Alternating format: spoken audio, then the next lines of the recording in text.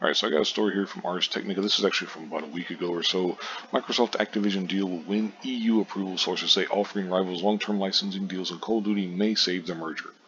And it goes on. I'll link this in the description box. You can read it for yourself. It's not a very long article, but it's basically talking about how offering Nintendo and then Sony and stuff the deals for Call of Duty and such will increase the chances, and basically their sources who are saying that they will likely win the EU antitrust approval on April 25th.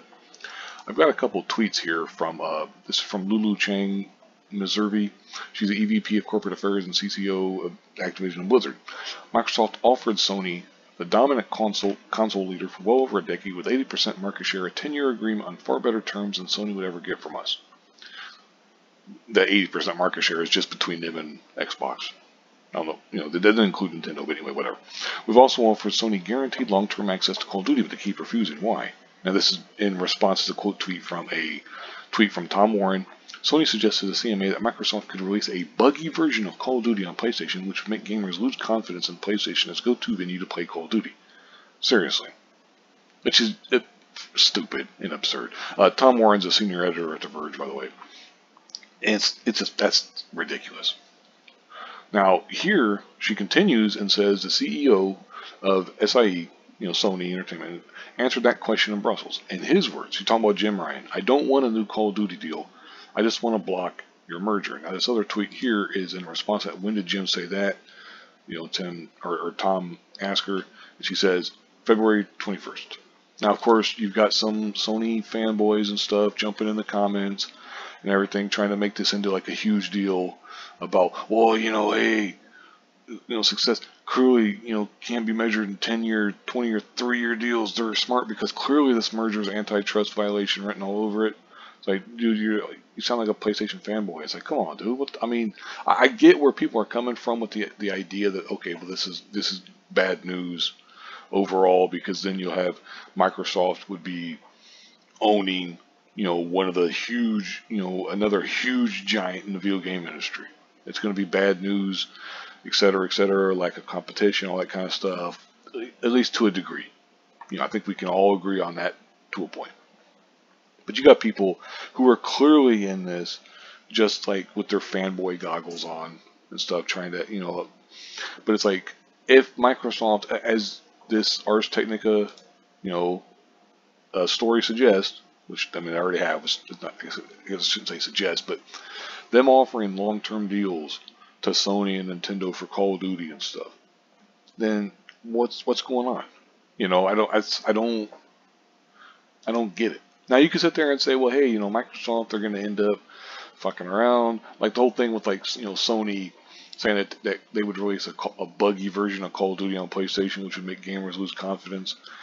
The reason that sounds absurd is because of what she said up here about how they're the dominant console leader.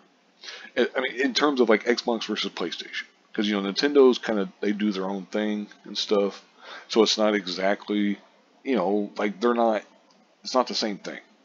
Nintendo is much more they're not in that arms race, if you want to call it that, or whatever. So you got Microsoft versus Sony. In terms of that, Sony has been dominant for, a long time, we'll say, basically. The entire PS4 era, so far the PS5. The PS3, you could argue, well, because Sony shot themselves in the foot with a $600 price tag and all this and that and stuff, and you'll work 2 jobs to be able to afford it and all this kind of shit and stuff. But basically, the point is, Sony has been the dominant leader in terms of them for years and years. Why in the world would Microsoft want to release a buggy version of Call of Duty on their biggest platform when they would be making the most money from it? They're going to make more money on Call of Duty on PlayStation than they're going to make on Call of Duty on Xbox or Call of Duty on PC. Like, I don't, it sounds absurd. I don't know. Maybe I'm looking at this the wrong way or something. I don't know. I'm sure. I try not to be a fanboy of any company, You know, I think if anything, I'm a fan. I would be more of a fanboy of Nintendo because I agree more with their philosophy generally overall in terms of stuff. You know, because I'm not a huge graphics guy. I'm not this. You know, whatever.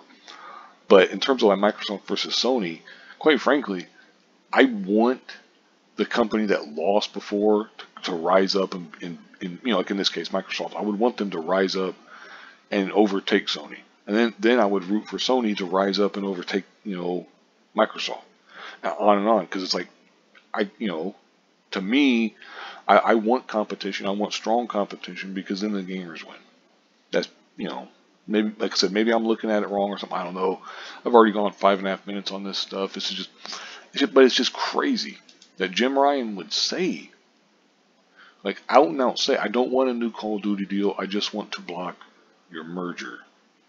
Like, that's freaking nuts. Like, but anyway, I'll go ahead and wrap this up here. Thank you very much for watching and have a good one.